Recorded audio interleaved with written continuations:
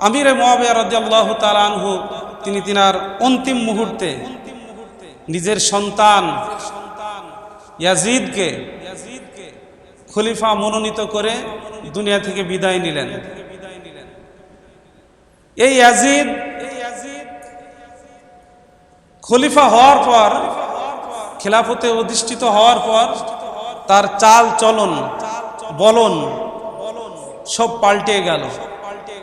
এতদিন ভালোই ছিল, কিন্তু খলিফা হওয়ার পর বিভিন্ন কুকীর্তিকলাপ কাজকর্ম সে করতে লাগলো। তখন প্রায় কুফা, বসরার অন্যান্য এলাকার মানুষজন ইয়াজিদকে খলিফা হিসাবে মেনে নিয়েছে, কিন্তু মদিনার মধ্যে বিশেষ করে আব্দুল্লাহ ইবনে জুবাইর রাদিয়াল্লাহু তাআলা আনহু, আব্দুল্লাহ ইবনে আব্বাস রাদিয়াল্লাহু তাআলা আনহু, তালহা রাদিয়াল্লাহু তাআলা আনহু, আব্দুল্লাহ ইবনে উমর রাদিয়াল্লাহু তাআলা আনহু, আব্দুর রহমান ইবনে আবু বকর রাদিয়াল্লাহু তাআলা আনহু, এই উল্লেখযোগ্য বড় বড় মাপের কয়েকজন সাহাবী ইয়াজিদকে খলিফা হিসাবে মেনে নিল না। ইয়াজিদ জোর করে বায়াত গ্রহণ করানোর চেষ্টা করল। এক পর্যায়ে অন্যান্য সাহাবীরাও ইয়াজিদকে খলিফা হিসাবে মেনে নিল এই দৃষ্টিকোণ থেকে যে যদি তার খেলাফত না মানা হয় তাহলে মুসলমানদের মধ্যে আবার বিশাল বিভক্তি সৃষ্টি হবে, মুসলমানে আবার মারামারি হবে, কাটাকাটি হবে। এই বিবেচনায় উল্লেখযোগ্য সাহাবা ইকরাম তারা ইয়াজিদকে খলিফা হিসাবে মেনে নিল। কিন্তু ইমাম হুসাইন রাদিয়াল্লাহু তাআলা আনহু ইয়াজিদকে খলিফা হিসাবে মানতে নারাজ। এ কারণেই নারাজ যে পিতার পুত্র রাষ্ট্রপ্রধান হবে, রাজার ছেলে রাজা হবে, নেতার ছেলে নেতা হবে, এই দ্বারকে চিরতরে বন্ধ করতে হবে। যদি নেতার ছেলে নেতা হয়, রাজার ছেলে রাজা হয়, প্রেসিডেন্টের ছেলে প্রেসিডেন্ট হয়, তাহলে হবেটা কি? পরবর্তী প্রজন্মে এমন ঘটবে যে নিজের অযোগ্য ছেলেকেও রাষ্ট্রপ্রধান নিযুক্ত করে যাবে। এই জন্য ইমাম হুসাইন রাদিয়াল্লাহু তাআলা আনহু তিনি ইয়াজিদের খেলাফত মেনে নিতে পারলেন না। তিনি মদিনায় ছিলেন, মদিনা থেকে মক্কায় রওনা দিলেন, বিশ্বনবীর কবর জিয়ারত করলেন, নানার কাছ থেকে বিদায় নিলেন, মক্কায় আসলেন। মক্কায় আসার পর ওদিকে ওই কুফাবাসী তারা বারবার ইমাম হুসাইন রাদিয়াল্লাহু তাআলা আনহুকে চিঠি দিতে লাগলো। ইমাম হুসাইন,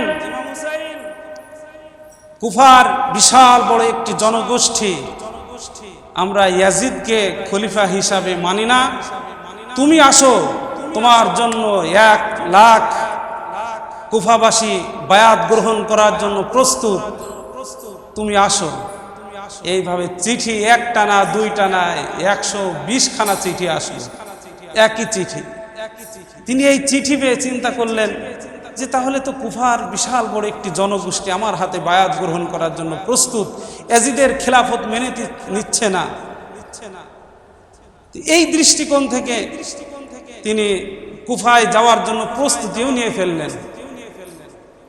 নিজের নানা অর্থাৎ আব্দুল্লাহ ইবনে আব্বাস রাদিয়াল্লাহু তাআলা আনহু, নবীজির চাচাতো ভাই আব্দুল্লাহ ইবনে আব্বাস, যিনি রইসুল মুফাসসিরিন ছিলেন, সব থেকে কোরআন যিনি বেশি বুঝতেন তিনি হলেন আব্দুল্লাহ ইবনে আব্বাস রাদিয়াল্লাহু তাআলা আনহু। নানার কাছে গেলেন, আব্দুল্লাহ ইবনে আব্বাসের কাছে গিয়ে বললেন, নানা, কুফাবাসী তো বারবার চিঠি পাঠাচ্ছে, এই দেখেন চিঠির ভাষ্য, আপনি নিজেই পড়ুন, দেখুন কি অবস্থা। আব্দুল্লাহ ইবনে আব্বাস চিঠি দেখে বলল যে নাতি, চিঠির ভাষা তো খুব ভালো মনে হয়, কিন্তু চিঠির এই ভাষার অন্তরালে আমি দেখতে পাচ্ছি তাদের ব্যবহার ভালো না। চিঠির ভাষা ভালো, ব্যবহার ভালো না। কারণ এই কুফাবাসী মদিনায় থেকে তোমার বাপের রাজধানী, মদিনায় ছিল রাজধানী, সেই রাজধানী কুফাবাসীরা প্রলোভন দেখিয়ে তোমার বাবা আলীকে কুফায় নিয়ে গিয়েছিল, কুফায় রাজধানী করেছিল। ওই কুফাবাসীর হাতেই কিন্তু তোমার বাপ শহীদ হয়েছে। আমার মনে বলছে সেই একই ষড়যন্ত্র কুফাবাসী যেমন তোমার বাপের সাথে করেছে, তোমার ভাই হাসানকে বিষ প্রয়োগ করে হত্যা করেছে, ঠিক তোমাকেও এই কুফাবাসী হত্যা করার জন্য তারা একটা চিঠির প্রলোভন দেখিয়ে, নেতৃত্বের প্রলোভন দেখিয়ে নিয়ে যাচ্ছে। নাতি তুমি যেও না, নিষেধ করেছিল। না না, আব্দুল্লাহ ইবনে আব্বাস রাদিয়াল্লাহু তাআলা আনহু। তারপরেও ইমামে হুসাইন রাদিয়াল্লাহু তাআলা আনহু তিনি বললেন যে বাতিলের সামনে আমি মাথা নত করব না। ইয়াজিদ সে বাতিল, এই বাতিলকে আমি ধূলিসাৎ করব, তার ক্ষমতার দম্ভকে চূর্ণ বিচূর্ণ করব। তিনি এই ভেবে 72 জন, সব মিলে 100 জন আহলে বাইত যাদেরকে বলা হয় নবী পরিবারের, 40 জন ছিল আপনার পুরুষ, টোটালে 72 জন এই আহলে বাইতকে নিয়ে ইমাম হুসাইন রাদিয়াল্লাহু তাআলা আনহু তিনি রওনা দিলেন কুফার প্রান্তরে। এর আগেই এই কুফার অবস্থা জানার জন্য ইমাম হুসাইন রাদিয়াল্লাহু তাআলা আনহু তার চাচাতো ভাই মুসলিম ইবনে আকিলকে পাঠিয়ে দিল। যাও তো মুসলিম ইবনে আকিল, বারবার তারা চিঠি পাঠাচ্ছে, বিষয়টাকে একটু পর্যবেক্ষণ করো। মুসলিম ইবনে আকিল কুফায় চলে গেল, গিয়ে মুসলিম ইবনে আকিলের হাতে 40,000 কুফাবাসী ইমাম হুসাইনের পক্ষ থেকে বায়াত গ্রহণ করে ফেলল। মুসলিম ইবনে আকিল বুঝতে পারলো যে না, আসলেই তো ইমাম হুসাইনের পাগল এখানে আছে। মুসলিম ইবনে আকিল চিঠি লিখে দিল ইমাম হুসাইনকে, আপনি মক্কা থেকে রওনা দিন, কুফাবাসী আপনার জন্য পাগল হয়ে আছে, আপনি দ্রুত আসুন। ঠিক যখন এই অবস্থা, এর মধ্যে ঘটনা ঘটল কি, ইয়াজিদ কুফার গভর্নর ছিল নোমান ইবনে বশির, সে ছিল নরম প্রকৃতির মানুষ। তাকে প্রত্যাহার করে উবাইদুল্লাহ বিন জিয়াদ যে ছিল কঠোর মেজাজের মানুষ, এই উবাইদুল্লাহ বিন জিয়াদকে কুফার গভর্নর বানায় দিল। উবাইদুল্লাহ বিন জিয়াদ মুসলিম ইবনে আকিলকে অ্যারেস্ট করার জন্য ঘোষণাও দিয়ে দিল। মুসলিম ইবনে আকিল যে বাসায় অবস্থান করেছিল, সে বাসার সেই লোকটাকে উবাইদুল্লাহ বিন জিয়াদ ধরে নিয়ে চলে গেল। মুসলিম ইবনে আকিল 4000 কুফার নাগরিক নিয়ে উবাইদুল্লাহ বিন জিয়াদ গভর্নরের রাজপ্রাসাদকে ঘেরাও করল। বলল, আমি তো তার বাসায় অবস্থান করেছিলাম, তার তো কোনো দোষ নাই, কেন তাকে ধরে নিয়ে এসেছ? গভর্নর ভবন থেকে ঘোষণা দেওয়া হলো যে মুসলিম ইবনে আকিলের পিছনে যারা থাকবে তাদের কোনো রক্ষা নাই। এই ঘোষণা যখন হলো, তো কুফাবাসী তো আগাগোড়ায় বিশ্বাসঘাতক। এই বিশ্বাসঘাতকের দল মুসলিম ইবনে আকিলের পিছনে ছিল 4000। যখন ঘোষণা শুনল, মুসলিম ইবনে আকিল পিছনে তাকিয়ে দেখে, আরে 4000-এর মধ্যে মোটে আছে 100 জন, সব চলে গেছে। নেতা, আপনি সামনে চলেন, আপনার পিছনে আছি, স্লোগান হয় না? যখন মার শুরু হয় তখন নেতাই দাঁড়িয়ে থাকে, পিছনে কেউ থাকে না। বিষয়টা হয়ে গেছে এমন, কুফাবাসী সব শেষ। একটু পরে মুসলিম ইবনে আকিল পেছনে তাকিয়ে দেখে মোটে 50 জন, আরেকটু পরে তাকিয়ে দেখে মোটেই নেই, কেউ নেই পিছনে, এক মুসলিম ইবনে আকিল দাঁড়িয়ে আছে। মক্কা থেকে গেছে মুসলিম ইবনে আকিল, কি করবে? ওখান থেকে মুসলিম ইবনে আকিল সে আত্মগোপনের জন্য চলে আসছে, কিন্তু সে আর বাঁচতে পারে নাই, তাকে ছাদে থেকে ফেলে দিয়ে হত্যা করলো। তো মুসলিম ইবনে আকিল তার আগেই একটা চিঠি একজনকে দিয়ে বলল, এই চিঠিটি হুসাইনকে পৌঁছায় দিও। হুসাইনকে বলো, কুফাবাসী বড় বিশ্বাসঘাতক, তারা মূলত হুসাইনকে হত্যা করার জন্য কুফায় ডাক দিয়েছে। কিন্তু হবে কি, ওদিকে আগের চিঠি পেয়েই তো ইমাম হুসাইন রাদিয়াল্লাহু তাআলা আনহু সপরিবারে আহলে বায়াত নিয়ে রওনা দিয়েছে। যখন ইরাকের প্রান্তরে চলে আসছে, ফুরাত নদীর তীরে কারবালার প্রান্তরে ইমাম হুসাইন রাদিয়াল্লাহু তাআলা আনহু আহলে বায়াত নিয়ে তিনি চলে আসছেন। ঠিক এই মুহূর্তে উবাইদুল্লাহ বিন জিয়াদ টের পেয়ে সৈন্যবাহিনী পাঠায় দিল, যাও ইমাম হুসাইনকে কুফার মধ্যে প্রবেশ করতে দেওয়া হবে না, তাকে ঘেরাও করো। উবাইদুল্লাহ বিন জিয়াদ 22,000 সৈন্যবাহিনী পাঠায় দিল। কোথায় 72 জন আহলে বায়াত, আর কোথায় 22,000 সৈন্যবাহিনী? পথ রুদ্ধ করে দিল। সৈন্যবাহিনী বলল, হুসাইন, কুফার যেতে দেওয়া হবে না, কুফার মধ্যে তোমাকে প্রবেশ করার কোনো অনুমতি নাই। ইমাম হুসাইন রাদিয়াল্লাহু তাআলা আনহু বলল, আমি যুদ্ধ করার জন্য আসি নাই, আসছি কুফার মধ্যে যদি তোমরা আমাকে যেতে নাই দাও, 1 নম্বর প্রস্তাব, আমাকে যাইতে দাও, আমি ইয়াজিদের সাথে বোঝাপড়া করব, কেন কুফার মধ্যে আমাকে প্রবেশ করতে দিচ্ছে না। 2 নম্বর, আমাকে কোনো সীমান্তে পৌঁছায় দাও, সেই সীমান্তবর্তী মুসলমান রাষ্ট্রে গিয়ে আমি আমার সাধারণ জীবন যাপন করব, অথবা কুফার মধ্যে আমাকে প্রবেশ করতে দাও। ইমাম হুসাইন রাদিয়াল্লাহু তাআলা আনহু 3টা প্রস্তাব দিলে ইয়াজিদ বাহিনী তারা মেনে নিল না। এক পর্যায়ে 7ই মুহররম, আজ হলো 10ই মুহররম, 7ই মুহররম কারবালার প্রান্তরে ইমাম হুসাইন রাদিয়াল্লাহু তাআলা আনহু সপরিবারে সেখানে অবস্থান করলেন। ইমাম হুসাইন রাদিয়াল্লাহু তাআলা আনহু 7ই মুহররমে ইমাম হুসাইনের পানি বন্ধ করে দিল। ফুরাত নদীর পানি ইমাম হুসাইনের পরিবারের জন্য নিষিদ্ধ হয়ে গেল। যেই ফুরাত নদীর পানি ছাগলে খায়, বাঘে খায়, সিংহ খায়, অন্যান্য পাখি পক্ষীগুলি খেয়ে যায়, কিন্তু নবীজির দৈহিত্র ইমাম হুসাইন রাদিয়াল্লাহু তাআলা আনহু জন্য ফুরাত নদীর পানি তার জন্য নিষিদ্ধ হয়ে যায়।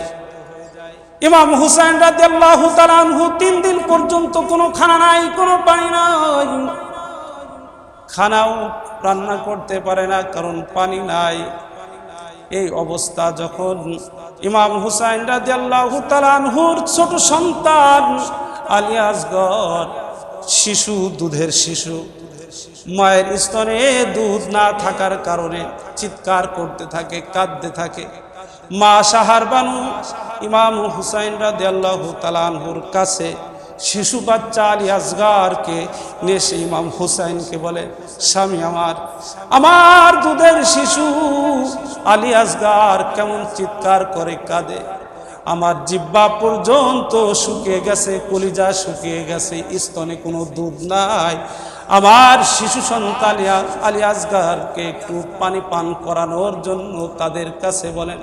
হয়তো শিশু বাচ্চার দিকে তাকিয়ে তাদের দিলে মায়া লাগতে পারে, তাই আলী আসগরকে পানি পান করাইতেও পারে। ইমাম হুসাইন রাদিয়াল্লাহু তাআলা নিজের সন্তানে আলী আসগরকে কোলে নিলেন। কোলে নিয়ে উবাইদুল্লাহ বিন জিয়াদ বাহিনীর সামনে চলে গেলেন। উবাইদুল্লাহ বিন জিয়াদ বাহিনীর সামনে গিয়ে হুসাইন রাদিয়াল্লাহু তাআলা আনহু তিনি বললেন, এ উবাইদুল্লাহ বিন জিয়াদের বাহিনীরা, আমার সাথে তোমাদের শত্রুতা, আমার সাথে তোমাদের দুশ্মনী, এই শিশু বালকের সাথে তো তোমাদের কোনো দুশ্মনী নাই, তার সাথে তো তোমাদের কোনো ফয়সালার বিষয় নয়। ফয়সালার বিষয় যদি হয় আমি হুসাইনের সাথে, বিদায় এই শিশু তো কোনো অন্যায় কাজ করে নাই। ফুরাত নদীর পানি কি আমার সন্তান আলী আসগরকে কি একটু দেওয়া যায় না? ইয়াজিদ বাহিনী বলল না, পানি দেওয়া যায় না। ইমাম হুসাইন রাদিয়াল্লাহু তাআলা আনহু তিনি বললেন, যদি আমার কথা বিশ্বাস না হয়, আমার সন্তান আলী আসগরকে তোমরা কোলে নিয়ে নাও, ফুরাত নদীতে গিয়ে পানি পান করায় আমার আলী আসগরকে আমার বুকে দিয়ে দাও। প্রিয় ভাইরা আমার, ইমাম হুসাইন রাদিয়াল্লাহু তাআলা আনহু যখন এই আবদার করলেন, ঠিক অপর প্রান্ত থেকে উবাইদুল্লাহ বিন জিয়াদের বাহিনী তীর নিক্ষেপ করলো, আর তীর এসে আলী আসগরের বুকে ঢুকে পিছন দিকে বের হয়ে চলে গেল। ইমাম হুসাইন রাদিয়াল্লাহু তাআলা আনহু নিতর হয়ে দাঁড়িয়ে থাকলেন, কিং কর্তব্য বিমূঢ় হয়ে গেলেন। কি হয়ে গেল? আলী আসগর শিশু সন্তানকে কোলে নিয়ে তাবুতে চলে গেল।